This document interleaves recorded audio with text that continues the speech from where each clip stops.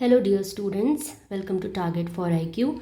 So as you can see on the screen, today we are going to start minor acts for Bihar judiciary. ठीक है, आज हम minor acts cover करेंगे पूरा complete, जो कि आपके बिहार जुडिशरी के लिए काफ़ी इंपॉर्टेंट रोल प्ले करते हैं. तो ये लेक्चर सीरीज़ किस तरह से आपकी हेल्प करने वाली है मैं पहले आपको ये बता दूं, उसके बाद फिर हम आज का लेक्चर स्टार्ट करेंगे. देखिए, बिहार जुडिशरी में जो माइनर एक्ट्स का पोर्शन है ये अराउंड 8 सब्जेक्ट्स कवर करता है. ठीक है, और वो 8 सब्जेक्ट्स क्या क्या हैं मैं आपको बताती हूँ. जैसे कि सिंपल जैसे कि SRA हो गया. ठीक है, स्पेसिफिक रिलीफ एक्ट, SRA से क्वेश्चंस आते हैं. NIA हो गया, आपका आर्बिट्रेशन एंड कंसिलिएशन एक्ट है. ट्रस्ट ले लीजिए, ट्रस्ट से भी क्वेश्चंस आते हैं. पार्टनरशिप हो गया, कंपनी एक्ट हो गई, right, sale of goods act जिसको हम सोगा बोलते हैं, और इक्विटी. ये सब्जेक्ट्स कुछ ऐसे हैं जहाँ पे बिहार जुडिशरी में क्वेश्चंस आते ही आते हैं. आप देखेंगे कि अराउंड 8 सब्जेक्ट्स हैं ये. ठीक है, तो अभी एक छोटा सा एनालिसिस हमने किया है, उसके थ्रू हमें ये समझ में आया है कि जैसे 2016 में SRA से 3 क्वेश्चन आया था और 2018 में ये क्वेश्चन अराउंड 4 तक पहुंच गया था. तो आप ऐसे लगा लीजिए कि 4 से 5, आप कम संख्या क्यों लगाएं, आप 5 क्वेश्चन लगा लीजिए कि SRA से आपके 5 क्वेश्चन तक पूछ सकता है. तो 3 से 4 अगर पूछेगा तो इट विल बी फाइन, क्योंकि हमारी प्रिपरेशन तो अच्छी रहेगी इसमें, है ना. 5 क्वेश्चन काफ़ी ज़्यादा होते हैं. NIA से दोनों ही ईयर में आपसे 5 से 5 क्वेश्चन पूछे गए. उसके बाद आर्बिट्रेशन में 4 क्वेश्चन पूछा गया, फिर 2 क्वेश्चन. इस तरह से करके आप समझ लीजिए पार्टनरशिप में तो पूरे 5 के 5 क्वेश्चन पूछे गए दोनों ही साल. कंपनी एक्ट में भी आपके 5 क्वेश्चन पूछे गए. सेल ऑफ गुड्स एक्ट में भी 5 क्वेश्चन पूछे गए. इक्विटी में 3 से 4 क्वेश्चन इस तरह से आता है. तो आप ये देखेंगे कि 3 क्वेश्चन से कम तो किसी भी साल में इनमें से किसी भी सब्जेक्ट्स में से नहीं पूछ रहा है. तो ये सारे पार्ट्स आपके बहुत इंपॉर्टेंट हैं. मेजर एक्ट पे हम सभी स्टूडेंट्स का काफ़ी ध्यान होता है. हमें लगता है कि मेजर एक्ट हम कंप्लीट कर लें अच्छे से तो हमारा सिलेक्शन ज़रूर हो जाएगा, बट ऐसा बिल्कुल नहीं है. ठीक है, आपको पता ही है ये सारे सब्जेक्ट्स का जो थोड़ा सा लिवरेज है वो आपको मेंस में मिलता है, क्योंकि वहाँ आप चूज़ कर सकते हैं. बट प्रीलिम्स में आपको ये सारे सब्जेक्ट्स एटलीस्ट इस तरह से पढ़ के जाने हैं कि PT में जो भी क्वेश्चंस आए वो आप सॉल्व कर सकें. तो ये जो लेक्चर सीरीज़ है ये इस तरह से ही आपकी हेल्प करेगी कि 1 बाय 1 हम सारे एक्ट्स यहाँ पे कवर करेंगे. जैसे अभी मैं स्टार्ट करने जा रही हूँ पार्टनरशिप. ठीक है, पार्टनरशिप कवर हो जाएगा, उसके बाद फिर हम नेक्स्ट कोई भी सब्जेक्ट ले लेंगे, चाहे सेल ऑफ गुड्स ले लिया, फिर NIA ले लिया, SRA ले लिया. इस तरह से करके 8 के 8 सब्जेक्ट अगर हम यहाँ पे कवर कर लेंगे तो आपके लिए काफ़ी इजी होगा. मेजर एक्ट तो आप पढ़ ही रहे हैं और उसके वीडियोस भी आपको यहाँ पे इस चैनल पे मिल जाएंगे. और माइनर एक्ट की टेंशन ख़त्म, क्योंकि एक प्लेलिस्ट रहेगी, उस प्लेलिस्ट को आप ओपन करिए और आपको सारे सब्जेक्ट्स के इंपॉर्टेंट पार्ट्स यहाँ पे मिल जाएंगे. देखिए, मैं ये किस अप्रोच से आपको पढ़ाऊँगी मैं ये भी आपको बता देती हूँ, क्योंकि आज फर्स्ट क्लास है तो ये बताना ज़रूरी है. जिस तरह से एडमिनिस्ट्रेटिव लॉ मैंने पढ़ाया था, इसी चैनल पे प्लेलिस्ट है, आप देख सकते हैं जाके, उसी सेम प्रोसेस में ये मैं आपको पढ़ाऊँगी. कैसे करना है, पहले तो ये हमारा तरीका है, फर्स्ट स्टेप इज़ कि हम पहले प्रीवियस ईयर क्वेश्चन देखेंगे. ठीक है, important parts of that act क्या है जहाँ से क्वेश्चंस पूछे जा रहे हैं, हमें ये जानना बेहद ज़रूरी है. आप पूरा एक्ट पढ़ने बैठ जाइए तो पहले तो देखिए, आप जज बनने जा रहे हैं या आप बहुत अच्छे लॉयर बनने जा रहे हैं तो आपको बेयर एक्ट तो पूरी आनी चाहिए, लेकिन ये जानना बहुत ज़रूरी है कि कौन सी ऐसा इम्पॉर्टेंट टॉपिक है जो हमारे एग्ज़ाम में बार बार पूछते हैं. इसी को बोलते हैं PYQ एनालिसिस. तो किस तरीके से PYQ एनालिसिस करनी चाहिए वो भी अभी मैं आपको बताती हूँ. तो हमारा फर्स्ट स्टेप यही होगा कि हम पहले PYQ एनालिसिस करेंगे. दूसरा स्टेप ये होगा कि हम कंसेप्चुअल समझेंगे उस क्वेश्चन को या उस टॉपिक को. ऐसा बिल्कुल नहीं है कि प्रीलिम्स का अप्रोच है इस पूरी प्लेलिस्ट का, तो बस आपको ये बता दिया गया कि ठीक है इस सेक्शन में ये दिया है, पार्टनरशिप की डेफिनेशन इस सेक्शन में है, पार्टनरशिप एट विल इस सेक्शन में है. ऐसा नहीं, ऐसे तो कोई मतलब ही नहीं है इसका. आपको हम कंसेप्ट बताते हुए चलेंगे, और अगर आप कंसेप्चुअली साउंड हैं तो आपको प्रीलिम्स में तो हेल्प मिलेगी ही, साथ ही साथ मेंस में भी आपकी हेल्प ये करेगा. तो ये बस कहने की बात होती है कि हम सिर्फ प्रीलिम्स के लिए पढ़ रहे हैं. प्रीलिम्स के लिए जो एकदम डिफरेंट अप्रोच होती है वो लास्ट स्टेज पे होती है, जिसमें हम सिर्फ क्वेश्चन सॉल्व करते हैं. पर वहाँ तक हम तब पहुँचेंगे ना जब हमको कंसेप्ट पता होगा, ये पता होगा कि किस टाइप से क्वेश्चन आ रहा है, किस सेक्शन में है और उसका कंसेप्ट क्या है. तो ये कुछ तरीके हैं जिस तरीके से मैं आपको यहाँ पे पढ़ाऊँगी, और मैं आशा करती हूँ कि आपके लिए ये हेल्पफुल होगा, फ्रूटफुल होगा और आपको अच्छा भी लगेगा. तो चलिए फिर स्टार्ट करते हैं. देखिए, ये हमारे बिहार जुडिशरी के एक्चुअल क्वेश्चंस हैं।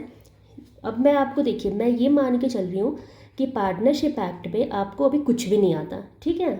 आप अभी एकदम ज़ीरो, आपको कुछ नहीं पता है कि व्हाट इज़ पार्टनरशिप और what is given in the partnership act.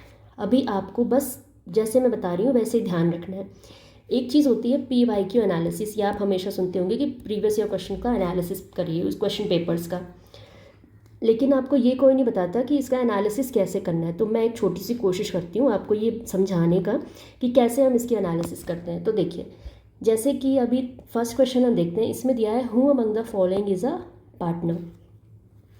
तो इससे हमें बस ये समझ में आ रहा है कि ये पार्टनर के बारे में पूछ रहा है। तो इसमें क्या है कि हमें पहले ये जानना चाहिए कि पार्टनर कौन होता है, यानी कि व्हाट आर द क्वालिफिकेशंस और कंडीशंस जो किसी भी पर्सन के पास हो तो वो एज अ पार्टनर ट्रीट किया जाएगा। तो आपको ये सारी कंडीशंस देखनी है। दूसरा, आपको सेक्शन भी पता होना चाहिए कि किस सेक्शन में पार्टनर डिफाइन किया गया है, ठीक है। तो अगर आपको ये 2-3 चीज़ें पता रहेंगी तो ये जितने ऑप्शंस आपसे दिए गए हैं ये आप इजीली सॉल्व कर लोगे। अभी मैं यहाँ पे ऑप्शंस भी नहीं पढ़ रही और आपसे ये भी नहीं पूछ रही हूँ कि आप मुझे करेक्ट आंसर बताइए, ऐसा कुछ नहीं है। अभी बस हम एक अप्रोच देख रहे हैं कि किस तरह से हम किसी भी सब्जेक्ट में जिसमें हमें अगर कुछ नहीं आता है फिर भी हम अपनी प्रिपरेशन स्टार्ट कर सकते हैं। इस तरह से नेक्स्ट क्वेश्चन देखिए, विच of the following is not essential ingredient of holding out under section 28। देखो, जो होल्डिंग आउट का टॉपिक है ये काफ़ी इंपॉर्टेंट एक टॉपिक होता है। इसका हम कंसेप्ट तो देखेंगे ही, अगर कंसेप्ट समझ में आ जाएगा तो ये सारे चारों ऑप्शन हमारे सही हो जाएंगे, पता चल जाएगा कौन सा सही कौन सा गलत। ये प्रीलिम्स में आपके सामने है और मेंस में भी इसमें से क्वेश्चन आता ही आता है, तो यानी कि इसमें कंसेप्चुअल क्लैरिटी बहुत ही इंपॉर्टेंट है। दूसरा, यहाँ क्वेश्चन से ही आप ये समझ सकते हैं कि होल्डिंग आउट कोई एक चीज़ होती है पार्टनरशिप एक्ट में जिसके बारे में किस सेक्शन में दिया गया है, तो सेक्शन 28 है ना। यहाँ से इतनी चीज़ें हमें पता चल गई, उसके आगे भी जानने की कोई ज़रूरत नहीं है, वो हम धीरे धीरे समझ लेंगे। Next question is which of the following is not correct about a minor.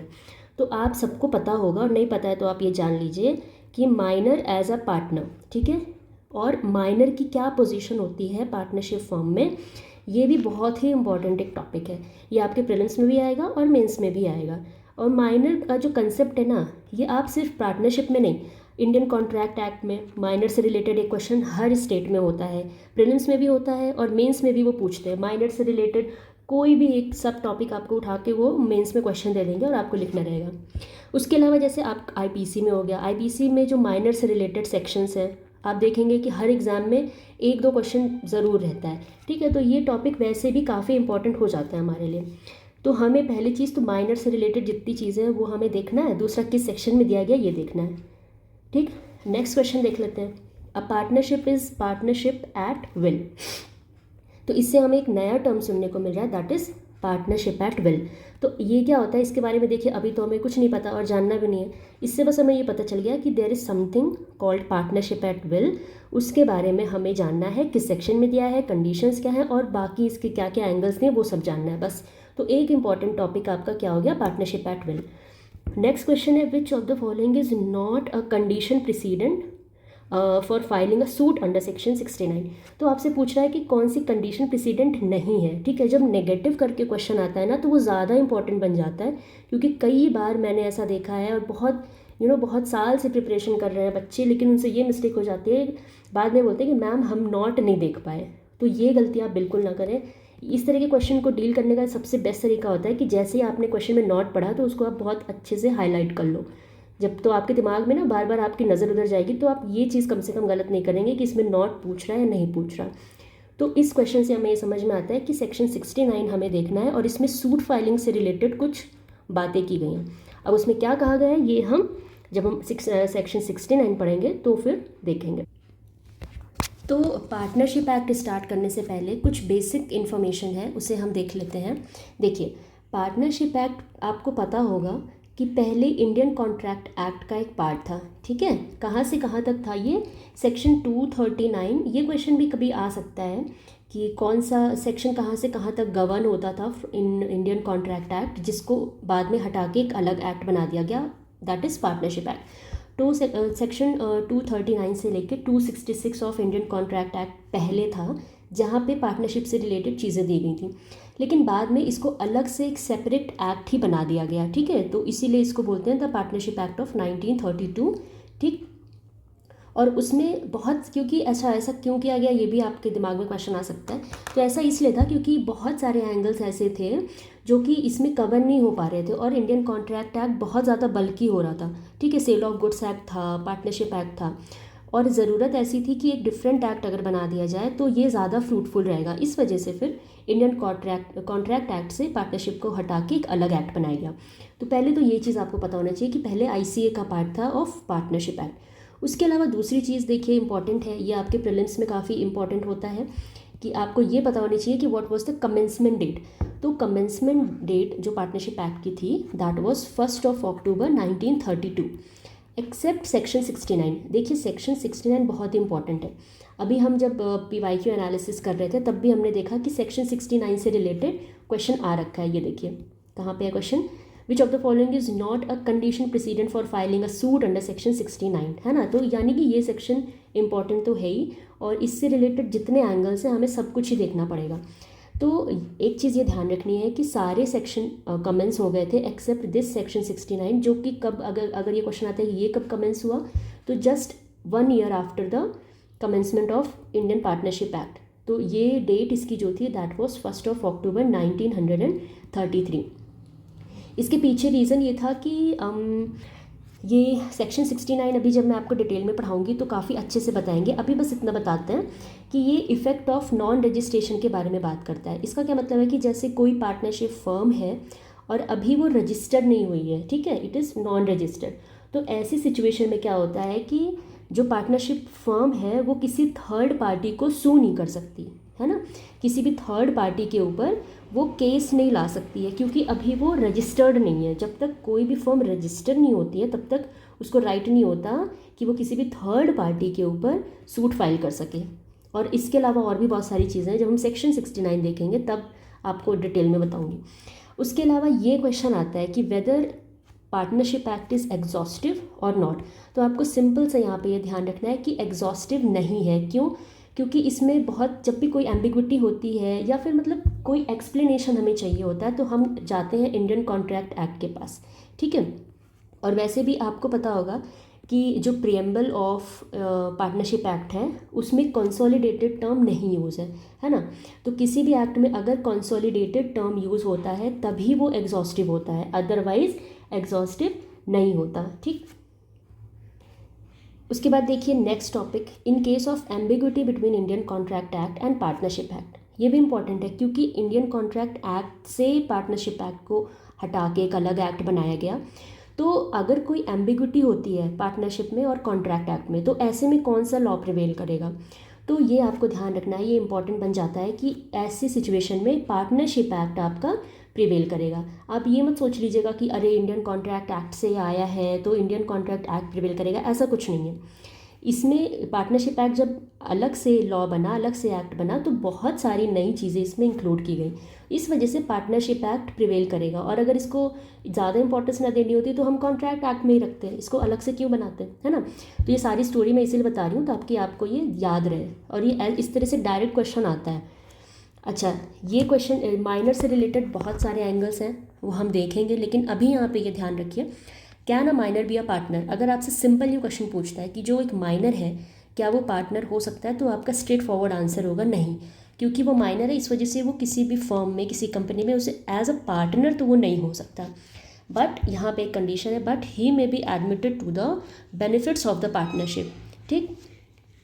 Partnership की जो बेनिफिट्स हैं वहाँ पे माइनर एडमिट हो सकता है, यानी वहाँ पे वो स्टैंड कर सकता है।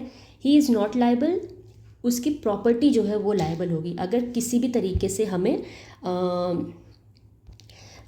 लाइबल ठहराना है माइनर को, तो भाई माइनर को तुम लाइबल नहीं ठहरा सकते, लेकिन जो उसकी प्रॉपर्टी है वहाँ से रीइंबर्स हम कर सकते हैं, राइट। सो ये कुछ बुलेट पॉइंट्स थे जो मैंने आपको बताए। ये काफ़ी इंपॉर्टेंट है, एक एक पॉइंट काफ़ी इंपॉर्टेंस रखता है। आप इसको अपने नोट्स में बुलेट पॉइंट बना के लिख लीजिए या फिर स्क्रीनशॉट ले लीजिए। इसमें से एक क्वेश्चन, 2 क्वेश्चन आपके ज़रूर से ज़रूर एग्जाम में रहेंगे। नेक्स्ट देखते हैं, देखिए सेक्शन नंबर 2 की हम बात करते हैं। सेक्शन नंबर 2 इंपॉर्टेंट है क्योंकि ये डेफिनेशंस की बात करता है। इसमें 4 डेफिनेशंस हैं, ठीक।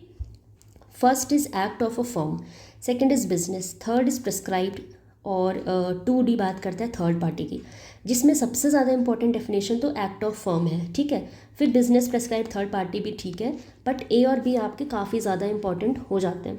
देखो एक्ट ऑफ फर्म क्या होती है, मैंने इसलिए यहाँ पे एज इट इज़ इसको रखा है क्योंकि आप बेयर एक्ट से पढ़ने के लिए हमें हैबिचुअल होता है, तो इस तरह से देखेंगे तो आपको ज़्यादा समझ में आएगा, और इसके इंपॉर्टेंट पॉइंट्स इसके अलावा जो होंगे वो मैं आपको साथ में बताती चलूँगी। सेक्शन 2 से आपसे क्वेश्चन कैसे पूछ सकता है, तो डायरेक्ट क्वेश्चन आता है कि आपको ये बताना है कि एक्ट ऑफ फर्म कहाँ दिया है, तो it is given under section 2A, या पूछ लेगा बिजनेस कहाँ दिया है और व्हाट इंक्लूड्स इन बिजनेस, ठीक है, इस तरह से पूछेगा। तो पहले हम 2A देख लेते हैं। An act of firm means any act और omission by all the partners. तो आपके जो की वर्ड्स यहाँ पे निकल के आ रहे हैं वो ये है कि आपको ये पता होना चाहिए एक्ट का मतलब क्या होता है। सिर्फ एक्ट करना ही नहीं, ओमिशन को भी हम एज एन एक्ट कंसिडर करते हैं।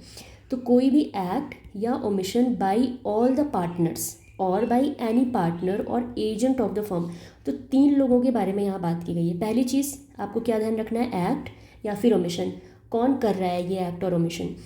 बाई ऑल द पार्टनर्स, जितने पार्टनर्स हैं, मान लीजिए एक फर्म है जिसमें 5 पार्टनर्स हैं, तो 5 के पाँचों अगर कोई एक एक्ट कर रहे हैं या कोई ओमिशन कर रहे हैं, ठीक, तो ये एक्ट ऑफ द फर्म होगा। या फिर कोई एक पार्टनर, मान लीजिए एक आदमी है जो कुछ कर रहा है या नहीं कर रहा है, तो वो भी एक्ट ऑफ द फर्म माना जाएगा। या इन लोगों ने अगर कोई अपना एजेंट अपॉइंट किया है, मान लीजिए मिस्टर एक्स है, उनको एजेंट अपॉइंट किया है, ये अगर कोई चीज़ करते हैं या कोई चीज़ नहीं करते हैं, यानी ओमिट करते हैं, करने से उसको अवॉइड करते हैं, तो इसको भी एक्ट ऑफ द फर्म माना जाएगा। क्यों? क्योंकि इन सब ने मिल के उसे अपना एजेंट अपॉइंट किया है। तो ऐसी सिचुएशन में एजेंट कोई भी एक्ट करता है तो उसके लिए ये जो पार्टनर्स ऑफ द फर्म है वो लायबल रहते हैं, ठीक। अच्छा, उनका जो एक्ट और ओमिशन है वो किस तरह का होना चाहिए, which give rise to a right enforceable by और अगेंस्ट द फर्म, जो किसी राइट को अराइज करे, ठीक है, जो ऐसा राइट जो इन्फोर्सेबल कराया जा सके फर्म के द्वारा या फर्म के अगेंस्ट। तो ऐसी ये आपके जो बुलेट पॉइंट्स हो गए, मैंने आपको बताया, फिर से बताती हूँ। Act, omission by all the partners और एनी ऑफ द पार्टनर और agent which give rise to right enforceable by और अगेंस्ट द फर्म। बस आपका 2A यहाँ पे कंप्लीट होता है। उसके बाद देखिए business. Business includes trade, every trade, occupation and profession. बस 3 टर्म आपको याद रखना, ट्रेड, ऑक्यूपेशन एंड प्रोफेशन। फिर आपका प्रेस्क्राइब्ड हो गया, prescribed by rules made under this act. तो ये तो आप बहुत सारे ही लॉज में आपको अमूमन मिल जाता है, तो it's not that tough. Third party मतलब used in relation to a firm और a partner, therein means any person who is not a partner in the firm. Third party का मतलब यही हो गया कि कोई भी ऐसे पर्सन की बात कर रहे हैं who is not a partner in the firm, ठीक है। और expression used but not defined in this act and defined in the Indian contract act, इसके आगे है। तो ये मैंने आपको बताया था कि in case of any doubt या फिर कोई एक्सप्रेशन है जो हमें समझ नहीं आ रहा है, मान लीजिए कॉन्ट्रैक्ट ही क्या होता है ये समझ नहीं आ रहा है, तो हम इंडियन कॉन्ट्रैक्ट एक्ट जाएंगे और जो 2H वहाँ पे है वो ही कंसिडर किया जाएगा as a definition of contract under the Indian partnership act. अब यहाँ पे देखिए chapter 2 of the partnership act, ये नेचर ऑफ पार्टनरशिप के बारे में बात करता है, जो आपके सेक्शन 4 से लेके सेक्शन 8 तक है, ठीक है। तो सेक्शन 4 तो मैंने आपको पार्टनरशिप, हाँ सेक्शन 4 यहाँ पे लिखा नहीं बट मैं उसको बताती हूँ। सेक्शन 4 आपके बात करता है पार्टनरशिप, पार्टनर, फर्म, ठीक है, और फर्म नेम, इन सब की डेफिनेशन यहाँ पे दी है। तो एक डेफिनेशन क्लॉज तो आपका सेक्शन नंबर 2 था और एक डेफिनेशन क्लॉज आपका सेक्शन नंबर 4 भी है, जो 4 चीज़ों को डिफाइन करता है। सेक्शन नंबर 4 कितनी चीज़ों को डिफाइन कर रहा है, 4 चीज़ों को। 1 is partnership, another is partner, third is firm, या आप लगा लो फर्म नेम, ठीक है ना। इसको बोलते हैं सेक्शन नंबर 4। तो देखिए सेक्शन 4 काफ़ी इजी है, यहाँ आप स्क्रीन पे देख सकते हैं। सेक्शन 4 में 4 चीज़ें डिफाइन की हैं, जैसा कि मैंने आपको अभी बताया, partner, partnership, firm and firm name. तो पहले तो ये देखिए कि पार्टनर कौन होता है ना। अब अगर हम लीगली ना देखें, अगर समझ लीजिए भाई लीगल भाषा में पार्टनर का क्या मतलब है वो हमें अभी नहीं पता है, हम एक नॉर्मल अंडरस्टैंडिंग देखते हैं कि जब भी पार्टनर शब्द यूज़ होता है तो उससे आप क्या समझते हैं। उससे कुछ दिमाग में ऐसी पिक्चर आती है ना कि चलिए 2 लोग हैं, मान लीजिए मिस्टर A एंड B हैं, ये दोनों पार्टनर्स हैं, तो ये दोनों क्या करते होंगे, ये कुछ ऐसा करते होंगे कि इन दोनों ने अग्री किया होगा किसी कॉमन पॉइंट पे कि चलो ठीक है, हम और तुम मिलके ये एक कोई काम है जिसको हम करेंगे, ठीक। तो इस काम को करने के लिए ये दोनों बराबर के लिए लाइबल होते हैं। पहली चीज़ मतलब कुछ काम ये करेगा, कुछ काम मिस्टर बी करेंगे। अब इस काम के थ्रू अगर इनको कुछ फ़ायदा होता है, जैसे इन्होंने मान लीजिए कुछ भी किया, फॉर एन एग्जाम्पल जैसे ये सब्ज़ी वाले हैं, इन्होंने सोचा कि लेट्स सेल द वेजिटेबल्स। तो इन्होंने अगर सब्ज़ी बेची, उस सब्ज़ी बेचने से मान लीजिए आलू गोभी इन्होंने बेचा, टमाटर प्याज इन्होंने बेचा, मैं बहुत जनरल एग्जांपल दे रही हूँ ताकि आपको समझ में आ जाए। तो अगर ये सब्ज़ी बेचने से इनको मान लीजिए 100 रुपये का प्रॉफिट होता है, तो भाई 50 रुपये इनके हो गए, 50 रुपये मिस्टर बी के हो गए, तो है ना, ये हो गए पार्टनर्स। अब कोई दिन ऐसा भी हो सकता है कि इन दोनों ने सब्ज़ी बेचने के लिए गए हों और उस दिन इनका नुकसान हो गया हो, यानी कि अगर इनका 100 रुपये पे प्रॉफिट होता था और उस दिन गए इनकी सब्ज़ी 50 रुपये की बिकी, तो आज तो इनका लॉस हो गया, 50 रुपीज़ के मार्जिन में। तो उस समय क्या होगा कि रोज़ तो 50 रुपये इंडिविजुअली ले जाते थे, आज क्या करेंगे, 25 रुपये मिस्टर ए को मिला, 25 रुपये बी को मिला, आज तो ये नुकसान में है। बट क्योंकि ये पार्टनर्स हैं, इस वजह से जब प्रॉफिट होगा तो भी ये दोनों साथ में रहेंगे, और अगर लॉस होता है तो भी इन दोनों को साथ में रहना पड़ेगा। तो ये कुछ मीनिंग होता है पार्टनर का, जो एक जनरल अंडरस्टैंडिंग है, ठीक है ना। तो लेकिन क्या होता है कि इन दोनों ने आपस में ऐसे बात करके रखी है, ये कोई लीगली बाइंडिंग इसका इफ़ेक्ट तो है नहीं, मतलब कि भाई अब सब्ज़ी बेच रहे हैं या साथ में पढ़ने के लिए बोला है कि हाँ चलो हम और तुम साथ में पढ़ाई करते हैं जुडिशियल एग्जाम्स के लिए, तो वो भी एज अ पार्टनर ही कंसिडर किए जाएंगे। अब मान लीजिए ए बोल देता है कि नहीं, 2 दिन पढ़ता है, फिर बोलता है नहीं मुझे तो नहीं पढ़ना तुम्हारे साथ, तो मिस्टर बी क्या कोर्ट जा सकते हैं इस कॉन्ट्रैक्ट को इन्फोर्स कराने के लिए कि ए ने बोला था कि हम और आप साथ में पढ़ेंगे, अब ए मेरे साथ पढ़ नहीं रहा है? ऐसा नहीं कर सकते, क्योंकि ये कुछ इसका कोई लीगल इन्फोर्समेंट नहीं है ना। बट जब हम लार्जर पिक्चर में इसको देखते हैं, क्योंकि ये तो बहुत जनरल बातें हैं, है ना, लार्जर पिक्चर में देखिए तो बड़ी बड़ी कंपनीज़ हैं, बिजनेस करने हैं, ऐसी सिचुएशन में अगर इन्फ्रिंजमेंट किसी भी तरह के राइट का होता है अमंग द पार्टनर्स या किसी थर्ड पार्टी का, तो कोर्ट की तरफ तो आपको जाना ही पड़ेगा, क्योंकि रिलीफ आफ्टर ऑल कोर्ट से ही मिलती है। इस वजह से कोडिफाई किया गया इसको पार्टनरशिप एक्ट में। तो ये जनरल एक इंट्रोडक्शन था आपके दिमाग में, बस एक बेसिक अंडरस्टैंडिंग के लिए। अब हम लीगल डेफिनेशन देखें तो आपकी सेक्शन 4 में बताता है। अब देखिए इसमें आपको कुछ भी ऐसा नहीं है जो आपको अभी नहीं पता है। जैसे पार्टनर कौन है, कोई भी एक इंस्टीट्यूशन है, कोई भी एक फर्म है, उसमें 2 या 2 से ज़्यादा लोग होने चाहिए तभी वो पार्टनर्स होंगे। अकेला आदमी अपना क्या पार्टनर बनेगा, है ना। अब जैसे यहाँ पे 4 लोग हैं ABCD, तो ये 4 के चारों आपस में एक दूसरे के पार्टनर्स हैं, यही डेफिनेशन होती है पार्टनर की। बुक में क्या दिया है वो आप बेयर एक्ट में देख सकते हो। बेयर एक्ट में जैसे दिया है, persons who have entered into partnership with one another are called individually are called partners, ठीक है। उसके बाद देखिए पार्टनरशिप जो चीज़ होती है, इसमें आप ये इंपॉर्टेंट हो जाता है, इसमें आपको ये समझना है पार्टनरशिप मतलब होता है कि अगर इन लोगों को प्रॉफिट होगा, जैसे मैंने सब्जी वाला एग्जांपल दिया था, अगर प्रॉफिट होगा तो प्रॉफिट भी ये दोनों लोग, ये चारों लोग साथ साथ एंजॉय करेंगे, है ना। बट इफ़ इन केस अगर लॉस होता है तो उसमें भी ये चारों साथ में रहेंगे। ऐसा नहीं है कि जब प्रॉफिट है तभी हम साथ में, और जब नुकसान हुआ तो इसमें से B और C निकल लिए कि भाई यहाँ तो लॉस हो रहा है, हमें यहाँ नहीं रहना, ऐसा नहीं होता है। अभी सेक्शन 4 में देखो तो सिर्फ प्रॉफिट्स की बात की गई है, लॉस के बारे में तो सेक्शन 4 में नहीं है। ये क्वेश्चन आपके दिमाग में आ सकता है, तो ये चीज़ आपने सही पकड़ी, क्योंकि सेक्शन 4 में ये चीज़ नहीं है। ये सेक्शन 13B आपको बताता है कि जो पार्टनरशिप होती है उसमें आप सिर्फ प्रॉफिट के लिए नहीं बल्कि लॉसेस के लिए भी लायबल होते हो, ठीक है ना। तो आपको प्रॉफिट के साथ साथ लॉस भी ध्यान रखना है, और ये सेक्शन ध्यान रखना है, सेक्शन 13B। उसके साथ साथ देखिए फर्म और फर्म नेम, तो कलेक्टिवली मिस्टर ABCD अब कैसे काम करेंगे, तो ये कोई फर्म इस्टेब्लिश करते हैं कि इस फर्म के नाम से हम काम कर रहे हैं, और उस फर्म का कोई नाम रख देते हैं तो वो फर्म नेम हो जाता है, बस। तो इसमें मोस्ट इंपॉर्टेंट पार्ट आपको जो है वो पार्टनरशिप का है। आपको ये ध्यान रखना है कि प्रॉफिट और लॉस, है ना, दोनों के लिए they are equally liable, enjoy भी करेंगे, और अगर लॉस में है तो उसकी भरपाई करने के लिए भी सबको साथ में ही आना है। अब देखिए नेक्स्ट जो सेक्शन है that is section number 5। Section number 5 बात करता है partnership not created by status from contract, ठीक है। देखो पार्टनरशिप जो है वो किसी स्टेटस से क्रिएट नहीं होती, आपको उसके लिए कॉन्ट्रैक्ट इस्टेब्लिश करना पड़ता है। ऐसा क्यों करना है, ऐसा इसलिए करना है कि भाई अगर वॉयलेशन होता है किसी भी टर्म्स एंड कंडीशन का तो आप कोर्ट मूव कर सकें, है ना। कोर्ट मूव करने के लिए आपको कॉन्ट्रैक्ट लिखना पड़ेगा, ऐसे नहीं आप कोर्ट में जाके आप क्या बताओगे कि हमारा क्या कंडीशंस थी और उसका किस तरह से वॉयलेशन हुआ है ना।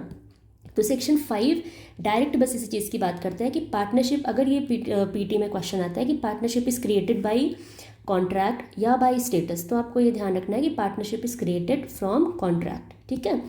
उसके बाद देखिए सेक्शन नंबर 6, ये मोड ऑफ पार्टनरशिप की बात करता है।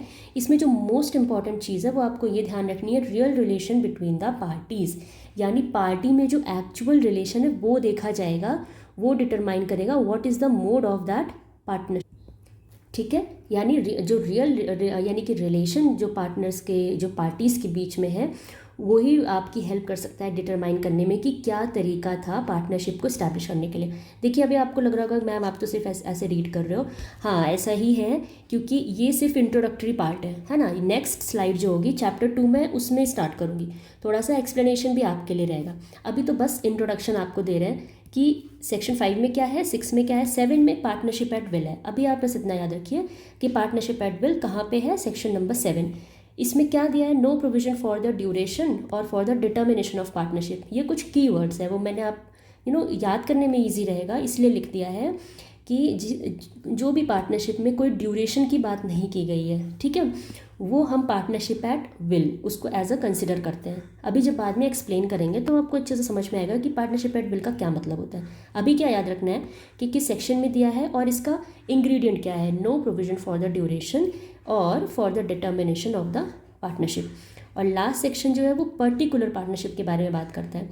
तो ये बहुत इंपॉर्टेंट है, आपको बस इतनी छोटी सी चीज़ याद रखनी है कि पर्टिकुलर पार्टनरशिप कहाँ दिया हुआ है, तो it is given under the section 8। तो ये आपका चैप्टर आपका सेकंड रहा, जिसका इंट्रोडक्शन मैंने सिर्फ आज दिया है। जो नेक्स्ट आपका वीडियो रहेगा उसमें ये सेक्शन 5, 6, 7, 8 इसको एक्सप्लेन करते हुए समझाएंगे, ठीक है। आपको अभी ये ध्यान रखना है कि chapter second of partnership act section 4 से लेके 8 तक है ना। 4 में डेफिनेशन दी है पार्टनर की, पार्टनरशिप की, फर्म और फर्म नेम की। Section 5 partnership not created by status but from contract, partnership contract से क्रिएट होता है, आपको ये ध्यान रखना है। सेक्शन 6 में मोड फॉर डिटर्मिनेशन क्या होता है कि real relation between the parties आपको देखनी होती हैं। सेक्शन 7 पार्टनरशिप एट विल की बात करता है और सेक्शन 8 पर्टिकुलर पार्टनरशिप की बात करता है। तो ये तो आज आपका पूरा कंप्लीट लेक्चर रहा। आज थोड़ा लेंदी हो गया क्योंकि हमें इंट्रोडक्शन भी देना था, आपको ये भी बताना था कि किस तरह से हम आगे ये डील करने वाले हैं इस पूरे लेक्चर सीरीज़ में। और अगर आपको ये समझ में आ रहा है, आपको ये ठीक लग रहा है और आप ऐसे ही इसको कंटिन्यू रखना चाहते हैं, तो आप मुझे कमेंट सेक्शन में बता सकते हैं। If you want to add something तो वो भी आप बोल सकते हैं कि मैम आप ये चीज़ इसमें ऐड कर लीजिए, है ना। तो अभी नेक्स्ट वीडियो में मिलते हैं, उसमें हम चैप्टर सेकंड को अच्छे से एक्सप्लेन करेंगे और इस पे बेस्ड अगर कुछ क्वेश्चंस हैं तो उसे भी देखेंगे, ठीक है। Okay, thank you so much.